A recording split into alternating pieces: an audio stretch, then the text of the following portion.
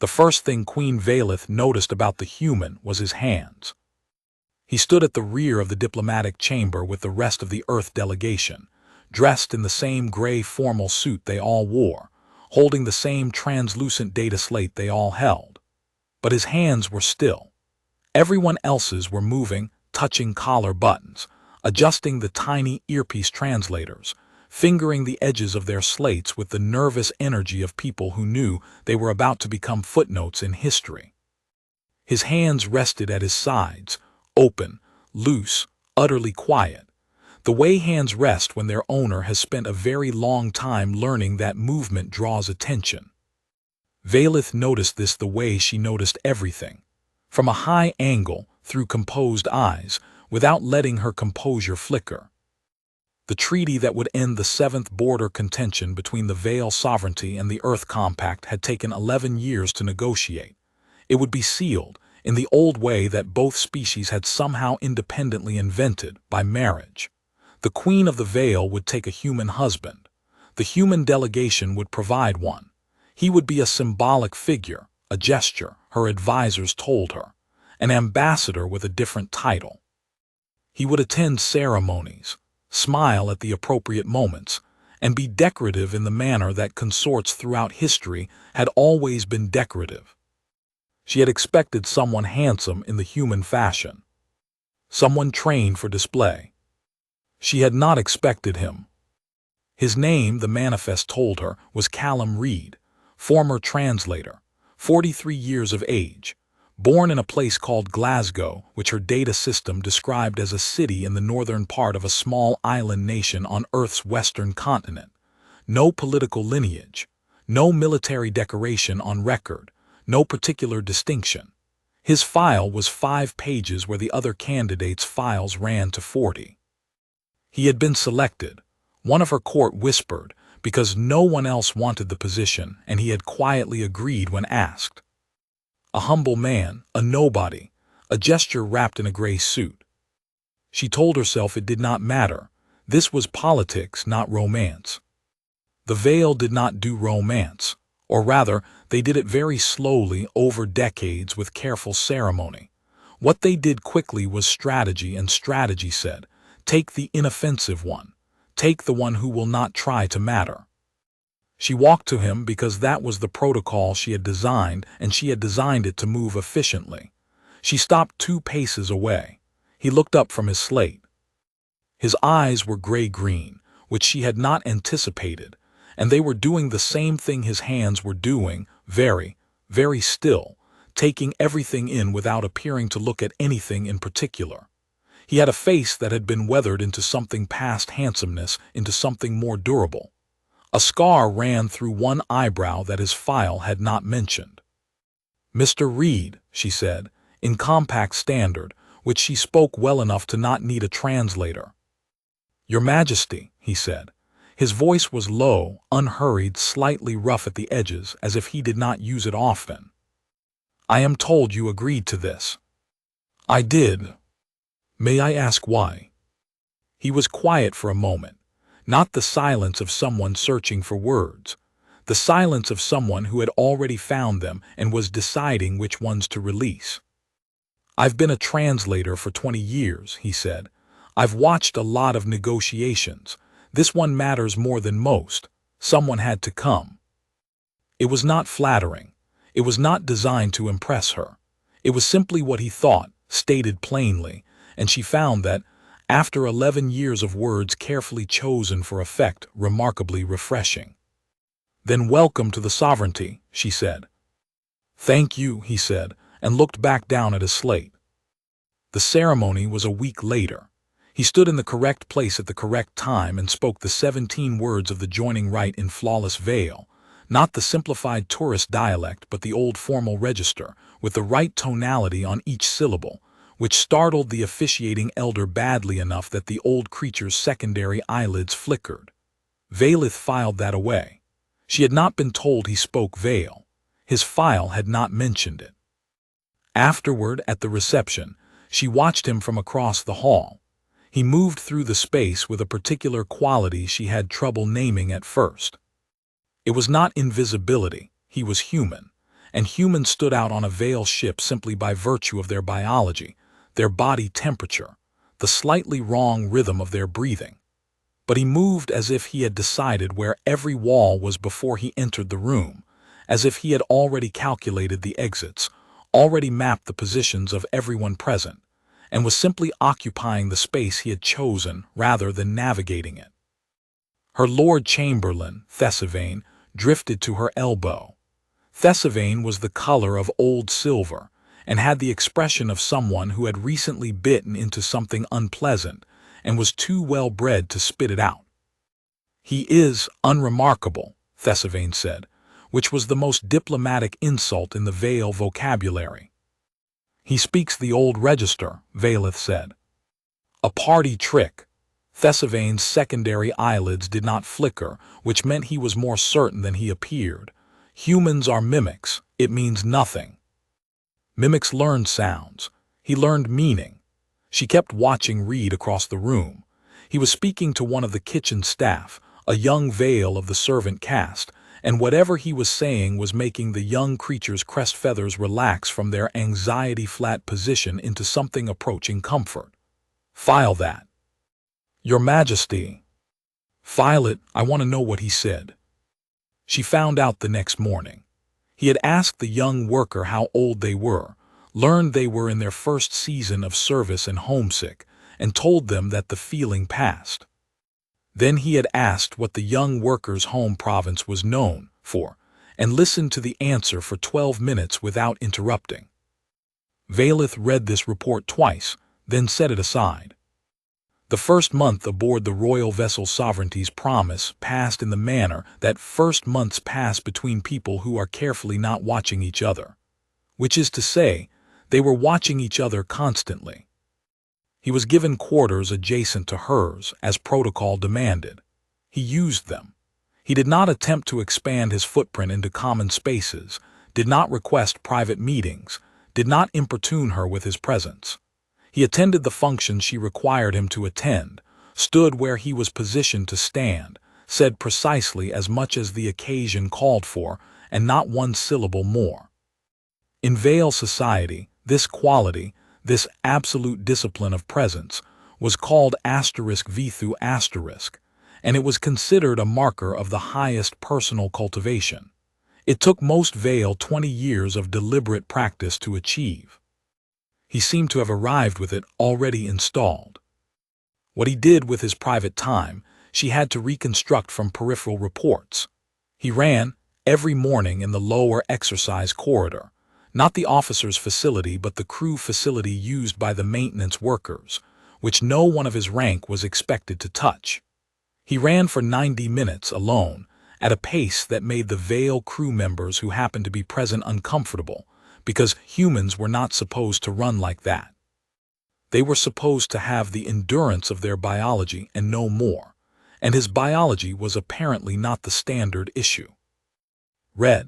He read continuously, prodigiously, in at least 4 languages including the legal archive of the Veil sovereignty going back 300 years, which was written in a form of Old Veil so antique that even most Veil couldn't navigate it without assistance.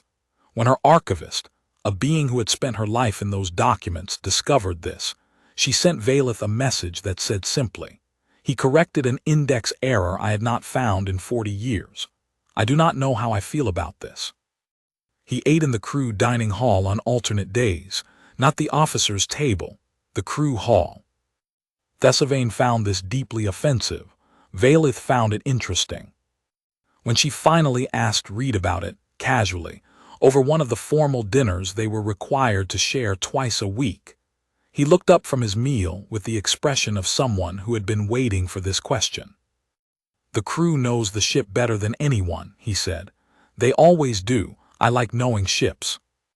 "You intend to still be here long enough for that knowledge to matter." He met her eyes. "Don't you?" It was not impudence. It was a genuine question. He wanted to know if she was invested in the longevity of the arrangement or if she was simply maintaining its surface. And the directness of it, the complete absence of performance, cut through something she had been holding at a polite distance. "Yes," she said. "I do." He nodded once, as if she had passed some assessment, and returned to his food. The incident in the lower corridor happened 6 weeks after the wedding. 3 Vale males from the engineering section, low rank, young, and convinced that the human consort was both an insult to the sovereignty and sufficiently powerless to be treated as one, decided to express this view physically in a passageway that the ship's internal sensors monitored poorly. It was the old story of creatures who mistake quietness for weakness and discover, too late, that they have mistaken the wrong thing. What the partial sensor footage showed afterward was difficult to interpret. It showed 3 trained Vale moving toward one human in a narrow space. It showed the human's hands come up, not in defense, but in something more precise, a kind of architecture of movement that the analysts who reviewed the footage later spent considerable time trying to classify. Then the footage showed 2 of the 3 Vale sitting on the floor looking confused, and the third standing very still with Reed's hand resting on his shoulder in what appeared, from the angle, to be a collegial gesture, except that the Vale's crest feathers were completely flat and he was not moving. The whole sequence, from approach to resolution, took 11 seconds. Valeth reviewed this footage alone in her private receiving room, with the sound turned off, and watched it 4 times. Reed had not reported the incident. The 3 Vale involved had not reported it either. The one who had been standing with Reed's hand on his shoulder had apparently been escorted, very quietly, back to his bunk and had not left it for 2 days. When Valeth had her security chief discreetly interview all 3, the accounts were identical in their vagueness. They had encountered the human consort in the corridor. There had been a misunderstanding. Everything was fine. Everything was fine. She summoned Reed. He came without hurry, sat in the chair she indicated, and waited. The waiting was not passive. It was the active, contained waiting of a person who has learned that stillness is its own kind of information. "I reviewed the security footage from Corridor 7, she said. "Which section?" "You know which section." He was quiet for a moment. "The sensors in that section are degraded. Maintenance request has been filed for 3 months. "I'm aware the footage was partial." "Yes. Enough to be instructive." He didn't say anything. "Callum?" It was the first time she had used his name rather than his title. He noticed this, she could see him notice it, a slight shift in attention, the way a very still animal shifts when the wind changes. "Who are you?" He looked at her for a long moment. Outside the viewport behind him, the stars of deep space moved slowly past, the ship in its constant cruise, the sovereignty's promise carrying its queen and her quiet husband through the between places of the galaxy. "I was a translator," he said.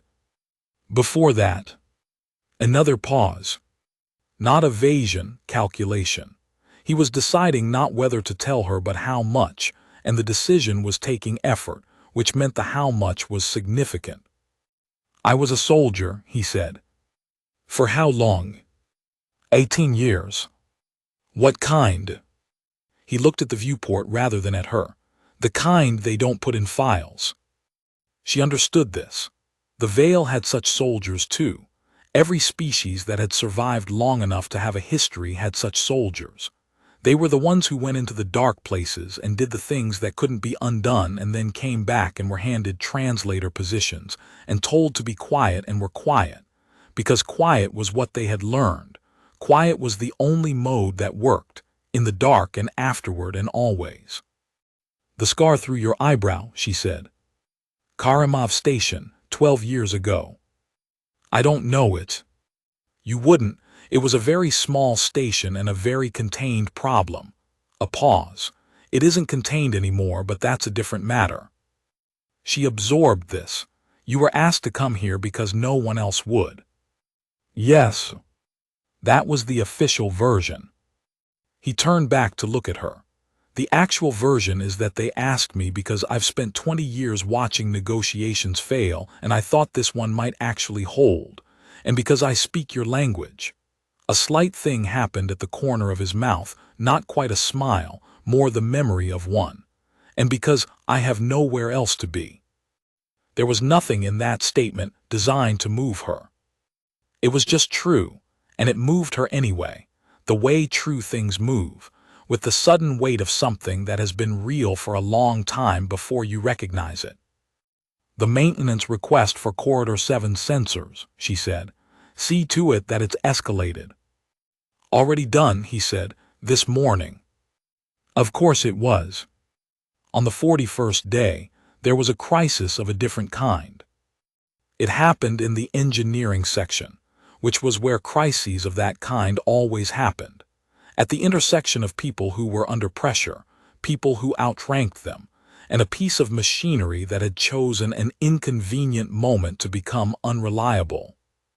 The primary atmospheric processor for the ship's midsection had developed an oscillation fault, not critical, but persistent, and the engineering crew had been fighting it for 2 days with declining patience.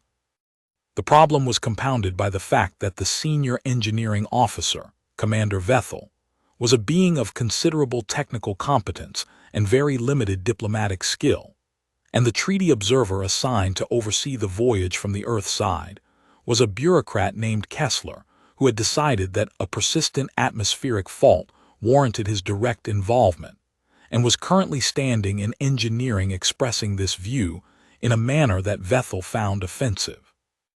Valith was aware of the situation from her status reports, but had not yet determined how to intervene without creating a diplomatic incident, which was the difficulty with situations where two people were both technically in the right, but were conducting themselves in a way that would eventually produce a wrong.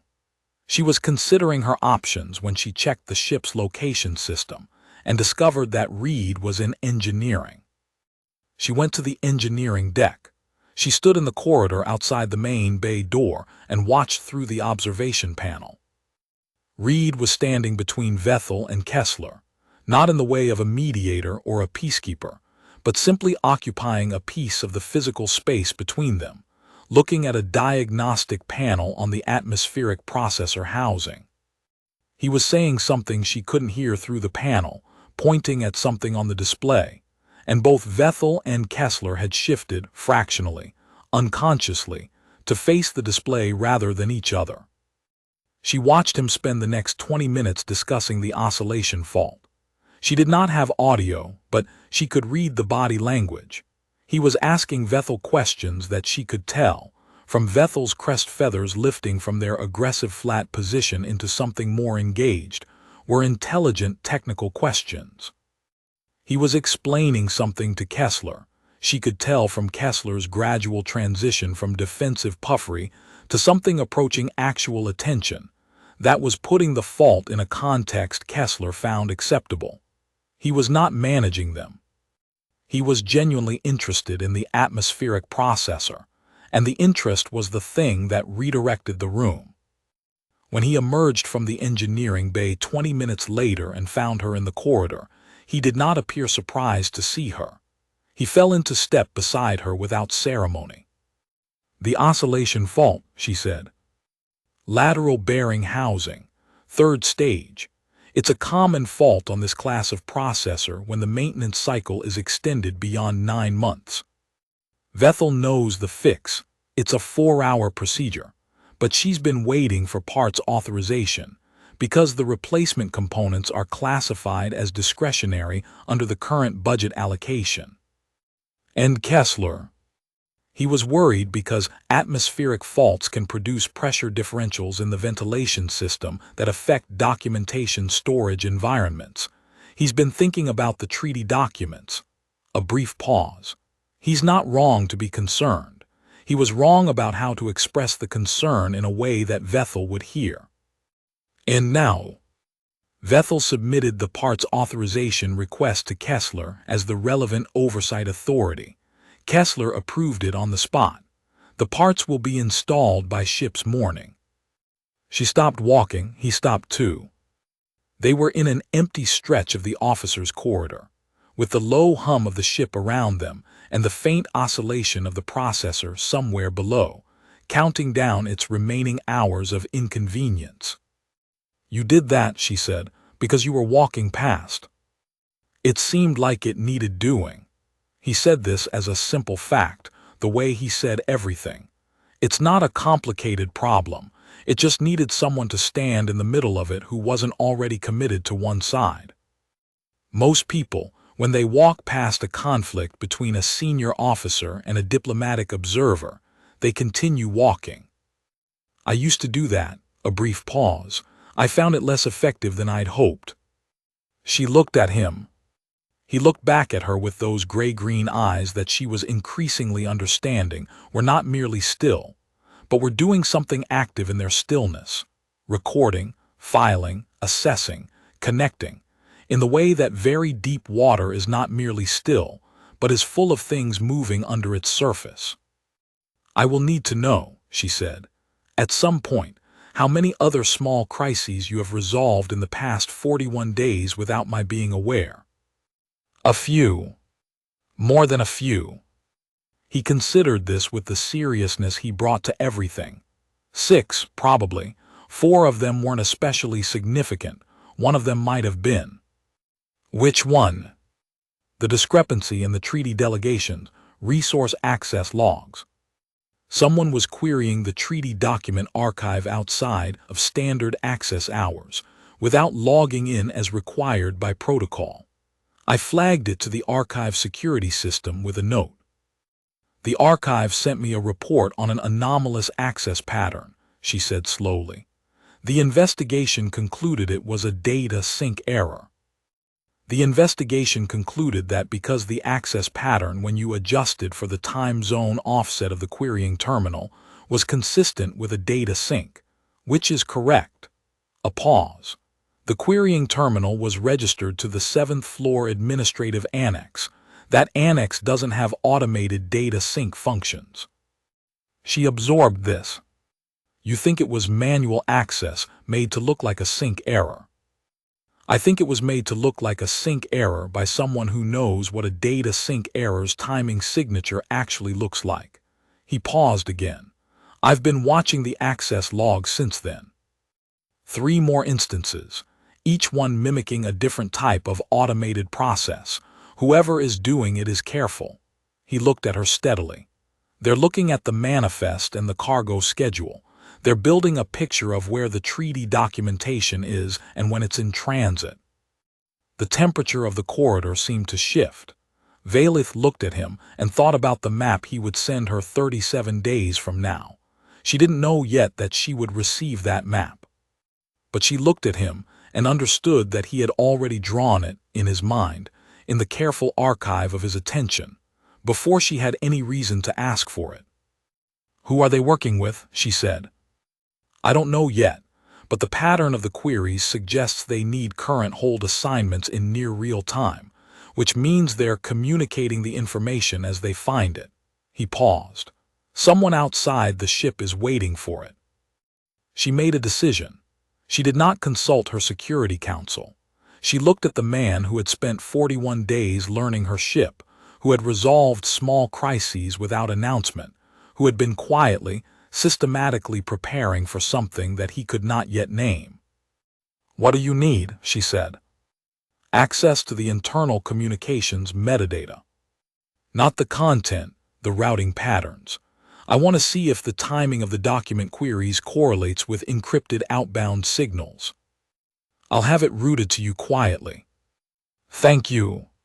She paused. Anything else? He thought for a moment. A floor plan of Hold 4's service access points. The one on file doesn't show the secondary hatch. It was added in a retrofitting 5 years ago, and the documentation wasn't updated. She had the sense, standing in the corridor, that the 83 days of the voyage were reorganizing themselves around this moment. All of it.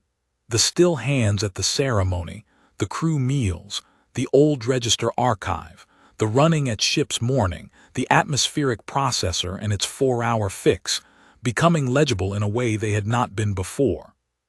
She had thought she was watching a humble man decide to be present. She had been watching something else. She had been watching a man who had spent 18 years in the dark, deciding whether the light was worth moving toward, and who had decided quietly, without announcement, without ever asking anyone for permission or recognition. "Callum," she said. "Yes." "Thank you," she said, "for all of it, for the things she had seen and the things she was only now beginning to understand." He looked at her with an expression that was not quite surprise and not quite discomfort, but somewhere between the two.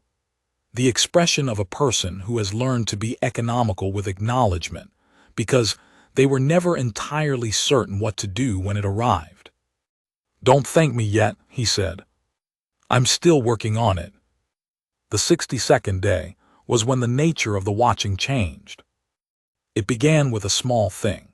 She was crossing the officer's deck toward the communications suite, and she passed him coming the other direction, and he was carrying 3 bound volumes of Vale administrative code. The obscure kind. The kind that governed interstellar property disputes and treaty resource allocation, and the kind of fine-print sovereignty definitions that would become important approximately 40 years from now, when the border zones they had just agreed to were due for reassessment. He had a finger marking a page in each volume, and he was reading all 3 simultaneously, or rather shifting between them with a rapidity that suggested he was mapping something across all 3 texts at once, and he looked up at her approach with the expression of someone surfacing from deep water. "You've read the resource annexes," she said. It was not a question. He stopped. "I'm working through them." "Those annexes are supplementary. They're not considered binding in the current treaty cycle." "No," he agreed. "They're considered supplementary because when the treaty was drafted, neither side had located the mineral deposits in the 3rd border zone. In about 40 years, when they're economically viable to extract, the supplementary status of these annexes will become a significant problem." He held up the middle volume. Chapter 7 of this document contains a definition of sovereign resource zone that directly contradicts the main treaty's use of the same phrase in Section 42. She took the volume from him and read the relevant passage. She read it twice. "When did you find this?" she said. 3 weeks ago." A pause. "I flagged it to Ambassador Thorne's office." "And?" "They acknowledged receipt." "I don't know if it went further." He was watching her with the stillness that was. She was coming to understand, not passivity but a very particular kind of attention, the kind that does not push, because it has learned that pushing changes what you see. "I thought you might want to know, in case it hadn't." She handed the volume back to him.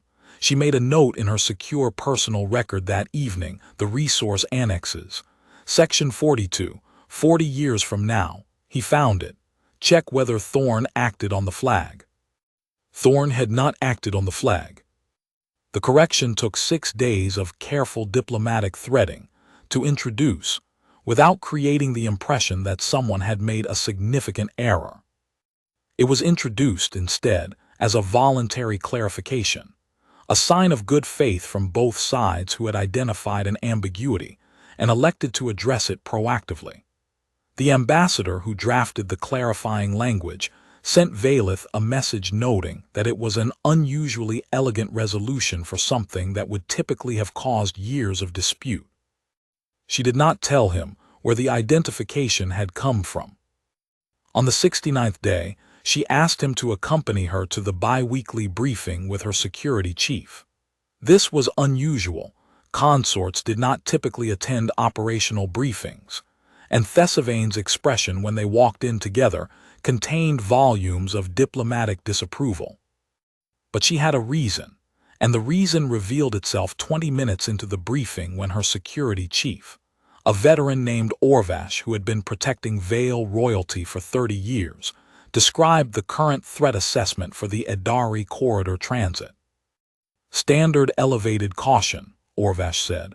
"The Sketh Raider activity in the region has decreased 17% since the treaty announcement. We're projecting a quiet transit." Reed said nothing, but his hands, resting on the briefing table, did the thing she had learned to watch for. They settled slightly differently. Not still, they were always still, but the particular quality of the stillness shifted. The way an instrument shifts when the wind it's measuring changes direction. After the briefing, she kept him back. "You disagree with the assessment," she said. He looked at her for a moment. "Orvash is good at her job." "I know that. What do you think?" Another pause. A 17% decrease is not a decrease. It's a redeployment. The Sketh raiders who were operating in the visible traffic lanes aren't there anymore. That's not because they've stopped operating. It's because they've moved to a position and are waiting. He glanced toward the door Orvash had left through.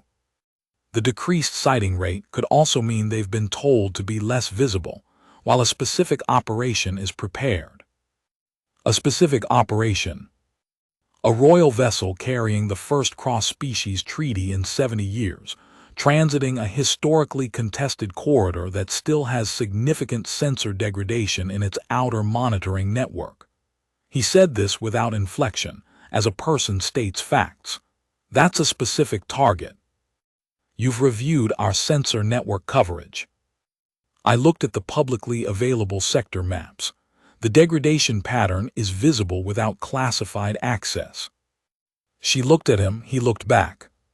Neither of them said what they were both thinking, which was that a man who had spent 18 years being the kind of soldier they didn't put in files would, naturally, read the publicly available sector maps when he found himself living on a target. "I'll have Orvash prepare a supplementary assessment," she said. "The supplementary assessment will probably tell you the same thing. Orvash is working from the standard threat model. The standard threat model doesn't weight highly for targeted operations against specific vessels. It weights for general raider activity patterns." He paused. "I could be wrong." "You don't think you're wrong?" A slight shift in his expression, not quite acknowledgement, more a concession to the accuracy of the observation. "I'll want to know when we enter the corridor's central section," he said. "The sensor blind spots cluster there." "I'll tell you." She did. At ship's night on the 78th day, she sent him a one-word message through her personal communications channel, Central. He replied 6 minutes later with a map.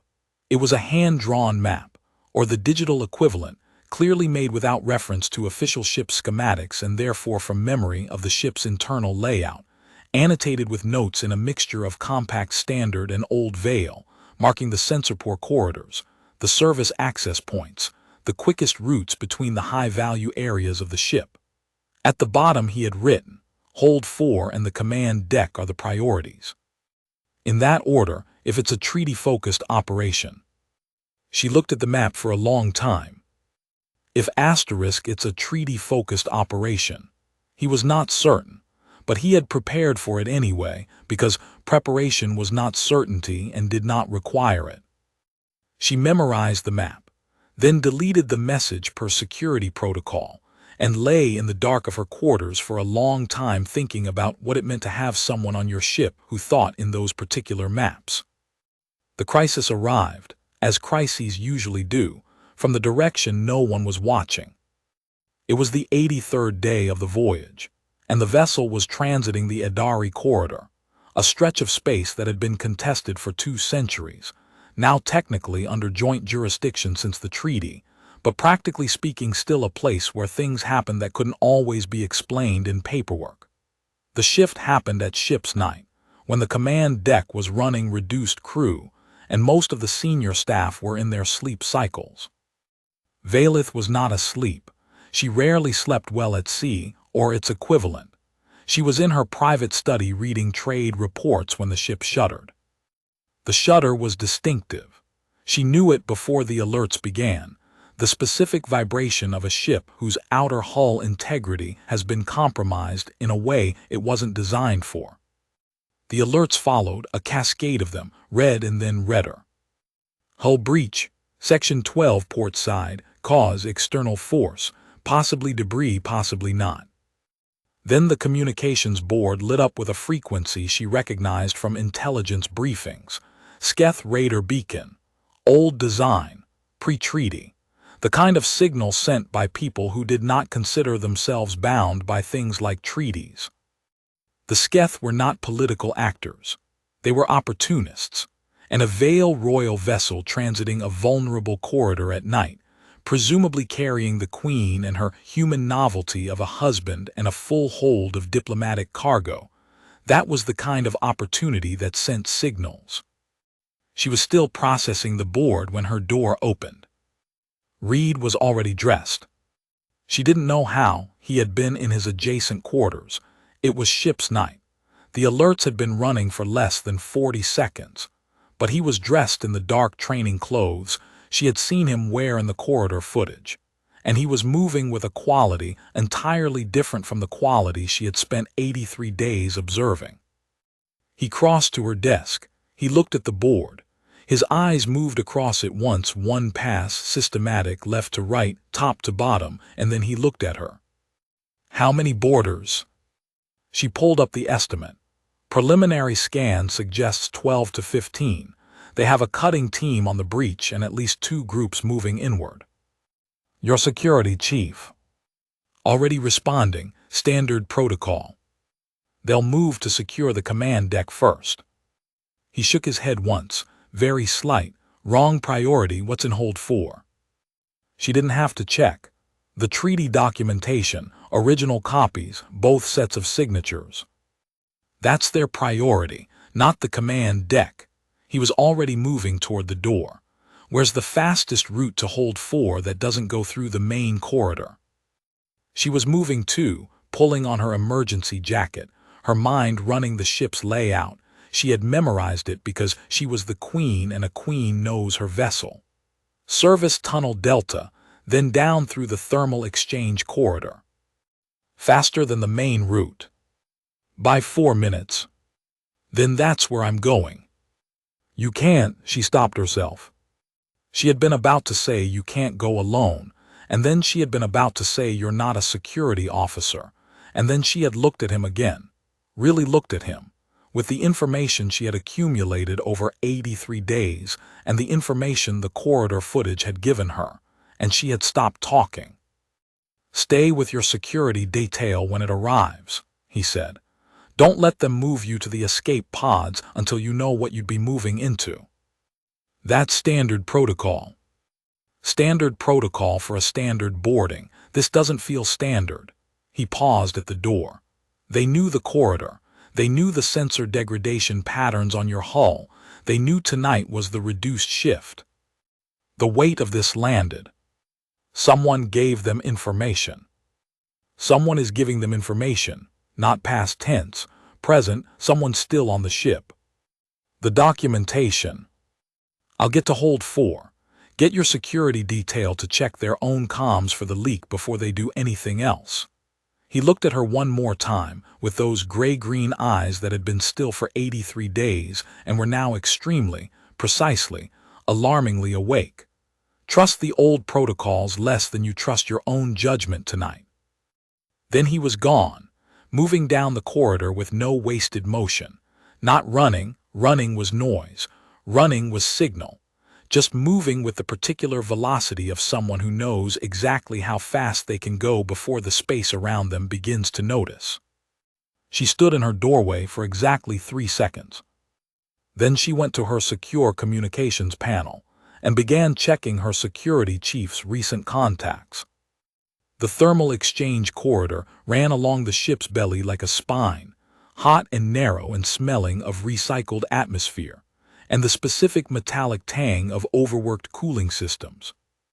Reed moved through it the way he moved through everything on the ship, having memorized its layout from the maintenance schematics he had quietly requested from the engineering crew during his 2nd week aboard, having walked it once in ship's morning at a casual pace, when it was populated only by the workers who made the ship function, and who had by now become accustomed to seeing the Queen's quiet husband doing quiet, inexplicable things. The Sketh boarders had entered through Section 12 and split, as they generally did, one group toward command, one group toward the high-value cargo holds. He counted on the second group being 7, maybe 8, moving fast but not cautiously, because they were Sketh and Sketh worked on the assumption that ships at night were soft. He heard them before he saw them, the specific sound of magnetic boots on a metal floor, the click pattern different from the veil gate he had been listening to for 3 months, and two voices, low, communicating in Sketh trade dialect, which he spoke well enough to understand. Hold 4 is the third on the left. The codes are 1277 Alpha. Codes. Someone had given them the hold access codes. He stopped at the junction where the thermal corridor met the service hatch for Hold 4's secondary entrance. The sound was coming from the main approach, which meant they hadn't found the secondary entrance, which meant they were working from information that was detailed but not complete. Someone who knew the ship's manifest but not its maintenance layout. He had 30 seconds, maybe less. He looked at what he had. He had himself, which at this particular moment was more than it had been for the previous 12 years, and less than it had been for the 12 years before that, but still, considerably more than a humble man in a gray suit, considerably more than the nobody they had sent as a gesture. He had the thermal corridor, which was warm and narrow and full of infrastructure. He had the secondary hatch behind him, which he could seal from this side.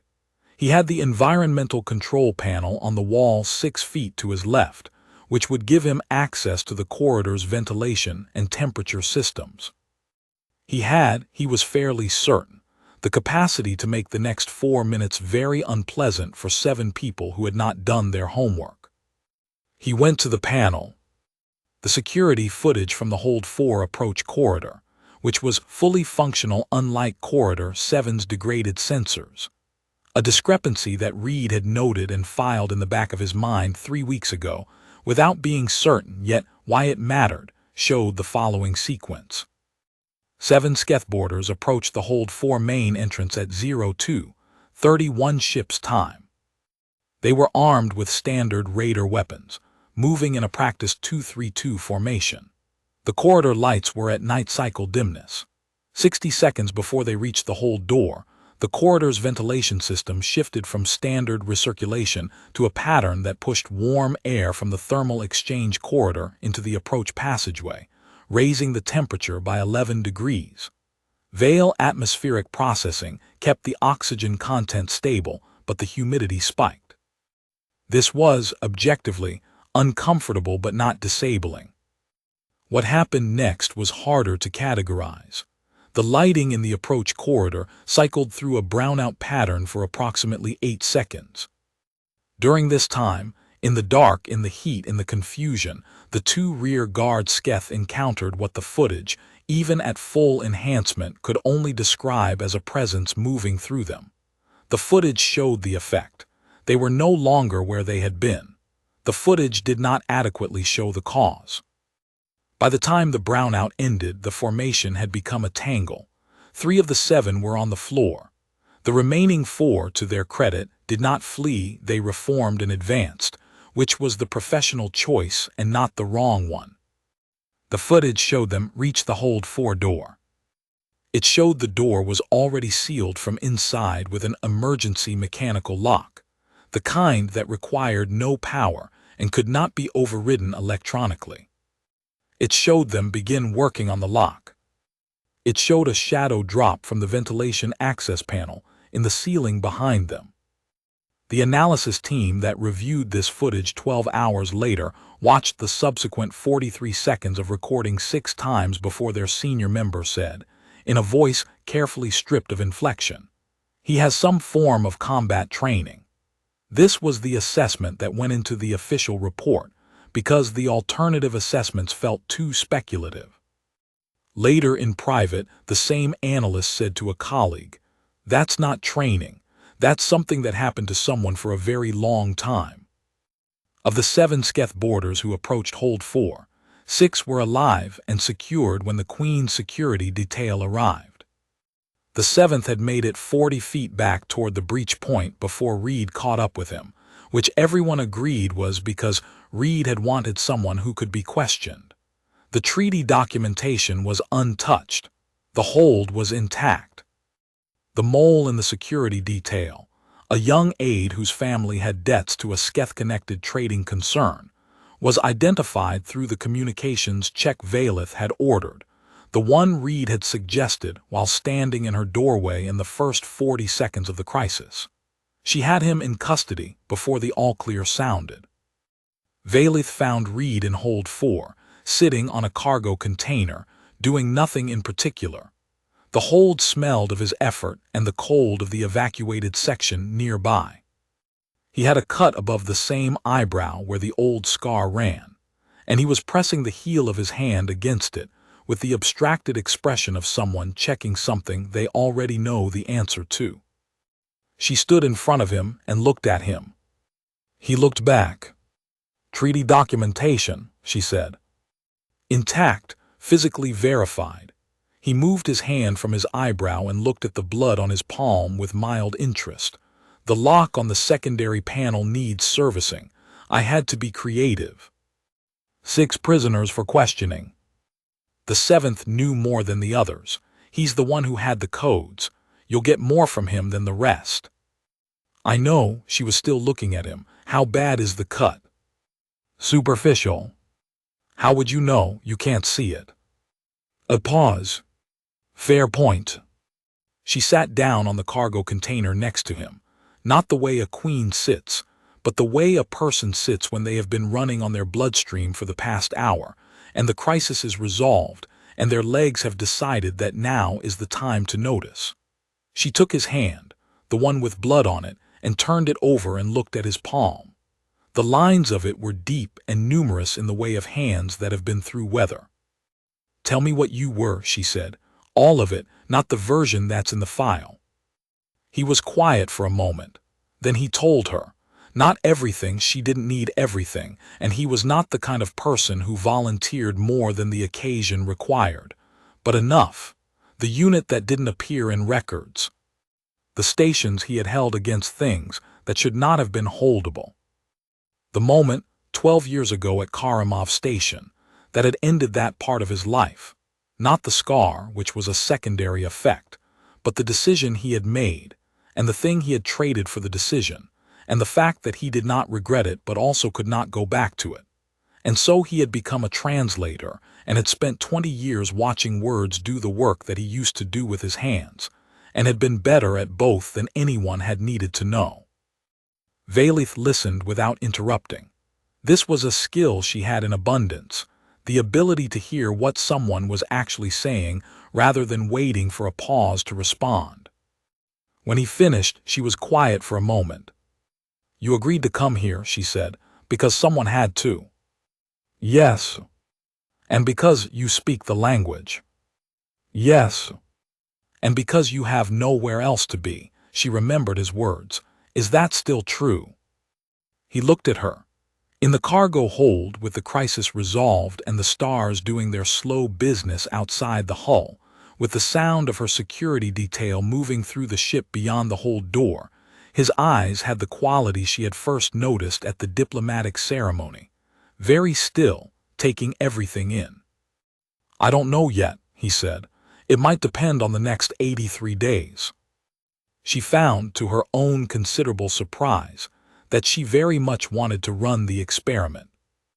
The debrief lasted 4 hours.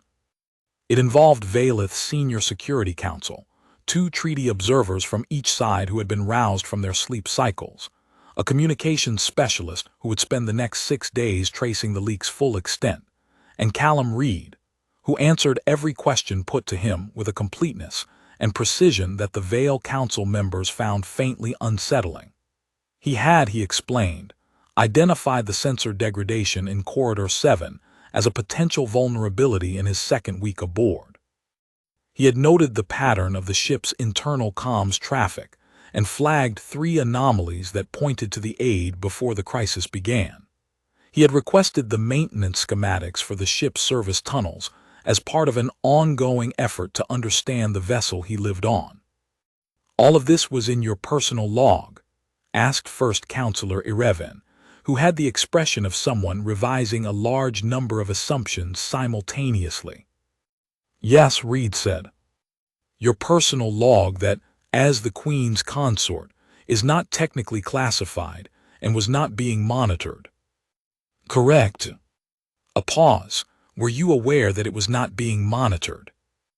Reed looked at the first counselor with the patience of a person who has long since stopped being surprised by this kind of question. I was aware that my log was likely not being monitored, yes. I was also aware that someone was leaking ship information to an outside party, and that the leak was almost certainly inside the security apparatus. So I had elected to keep my observations in a format that the apparatus couldn't access. The first counselor looked at Valeth. Valeth said nothing, because she was enjoying watching Ereven work through this, and also because Reed was doing perfectly well without her assistance. You wrote your observations in a personal log in Vale Old Register script, Ereven said. Yes. Because you knew the security apparatus wouldn't read it.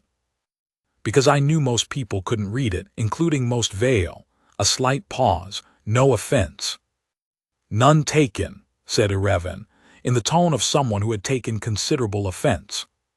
Then, after a moment, there was a time early in my career when I could read the old register. I know, Reed said. I read your early academic work, the paper on the Idari corridor border disputes. That's actually what drew me to the historical archive. You cited a source I hadn't encountered. The first counselor stared at him. Reed waited. We should convene again tomorrow, Valeth said, because it seemed like a reasonable moment to adjourn. The official account that was distributed to both delegations described the thwarted raid in measured diplomatic language. The asterisk sovereignty's promise had encountered a hostile engagement. The ship's security response had been effective. The treaty documentation was unharmed, and the breach had been sealed. A single sentence noted that the Queen's consort had rendered material assistance in the defense of the cargo hold. The unofficial account, which traveled at the speed of ship's gossip through the corridors within 12 hours, was considerably more detailed and considerably less measured. The kitchen worker whom Reed had spoken to on his first night told a colleague in engineering. The engineering colleague told 3 others. By ship's morning, the maintenance crews who had seen him run, the archivists who had watched him read, the young security aide who had noticed him walking the service tunnels, were all contributing pieces to a portrait that was, in aggregate, fairly accurate. By ship's afternoon, the crew members who passed him in the corridor had stopped treating him with the mild condescension they extended to consorts and ceremonial figures. They had not replaced it with deference. Exactly. It was something more lateral than that. Something that acknowledged that he had been among them for 83 days before they understood what that meant. Thesivane, to his credit, came to Valeth's study to deliver his reassessment in person. He is not unremarkable, Thesivane said. This was the admission of someone who found admissions costly. No, Valeth agreed. He is. Thesivane searched for the word with the careful effort of someone accustomed to precision. He is *vithu*. Among other things, the council will want him formally briefed into security matters. He already knows most of what he'd be briefed into. That's been established. Yes, Thesivane was quiet. Your Majesty, in my 40 years of service, I cannot point to a precedent. For what? For a human who conducts himself in this fashion. Valeth thought about the diplomatic chamber, the still hands, the gray-green eyes already looking at everything without appearing to look at anything, the 17 words in perfect old register Vale. I think, she said, that you are thinking about humans as a category. You should probably start thinking about him as himself. Thesivane considered this for a long moment. That is yes. That is the appropriate adjustment. He paused again. The Corridor 7 sensors have been repaired. I know. He escalated the request himself before the incident. I know that too. He also flagged 2 other sensor degradation points in the outer hull that our maintenance team had missed. Thesivane's crest feathers did something complicated. He attached the flagging to the maintenance request in what appears to be a casual addendum. The sort of thing someone mentions in passing. In passing, Valeth agreed. He has been on this ship for 83 days. 84 now. Thesivane withdrew in the careful way of someone processing a reorientation that would take some time to complete. In the days that followed, Valeth found herself revisiting the 84 days that had preceded the crisis with the specific focus of someone who has been shown that a picture they thought they understood contains more than they saw the first time. The crew meals, the running, the maintenance schematics, the old register archive, the still hands and the still eyes and the absolute economy of presence that she had categorized as cultivated discipline and now understood was something more organic and more earned. He had not been performing quietness. He had been doing what people who have spent years in dangerous situations learn to do, learning the territory, understanding the systems, building a map in silence so that when the moment came, the map was already there. She thought about what he had said in the cargo hold with blood on his palm, the unit that didn't appear in records, the stations held against things, the decision at Karimov and the cost of it. She thought about the fact that he had spent the past 12 years translating other people's negotiations and had watched them fail and had come here, to a marriage that was a gesture, to a ship that was not his, to a life that was still being decided, because someone had to and because he thought this one might actually hold. She went looking for him and found him where she was starting to expect to find him, somewhere improbable. This time it was the observation dome at the ship's prow, a small bubble of transparent material that offered a perfect unobstructed view of open space, and that most people found too vertiginous to sit in for long. He was sitting cross-legged on the floor of it. There were no seats, which presumably bothered him not at all, reading something on a small personal device, surrounded on all sides and above by the moving dark of deep space and the patient, indifferent stars. The dome had not been designed as a sitting space. It was an inspection bubble, used by navigators when they needed a clear sightline past the ship's sensor array, and the curved transparent material was thick and slightly warm to the touch, and gave the space the quality of being held, enclosed in something that separated you from the vast cold exterior, just enough to make the vast cold exterior something you could appreciate rather than fear. She had come here twice in her life, briefly, and found it uncomfortable. He had apparently decided it was the best seat on the ship. She sat down beside him, not the formal beside of two diplomats or the careful beside of two people who have been managing their distance for 80-odd days. The beside of two people who have been in a crisis together and come out the other side with a changed understanding of each other's weight. He did not comment on her presence.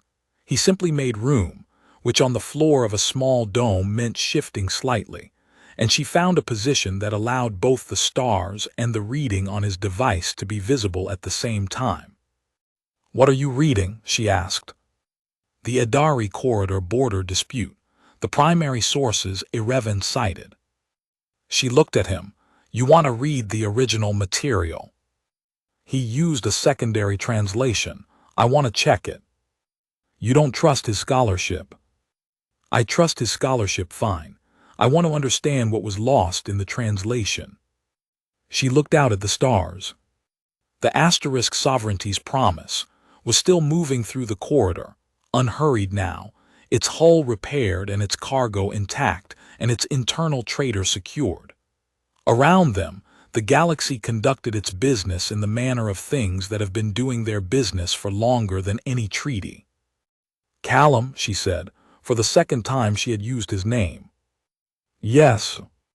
"When we reach the far side of the corridor," she said, "there is a formal reception on Vale Prime, both delegations, public ceremony." She paused.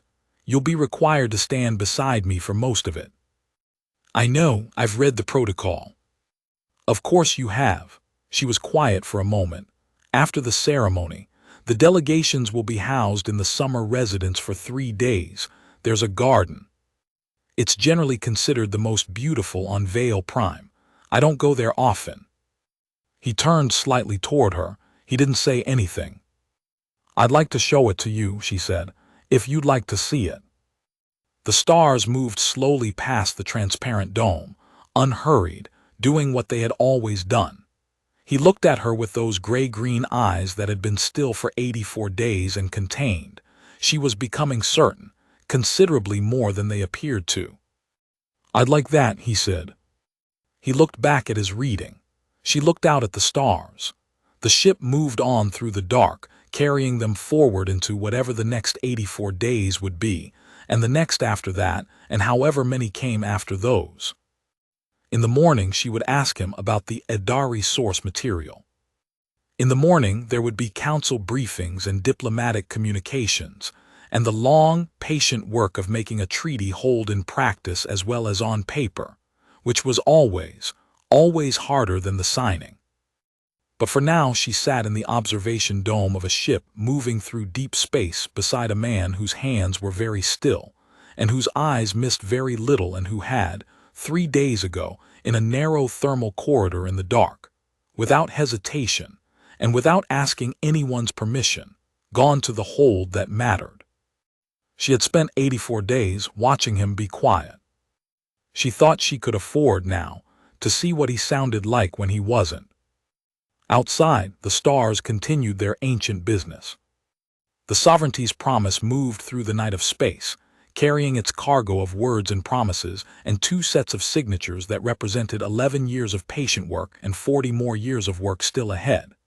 The Adari corridor was behind them. Vale Prime was ahead.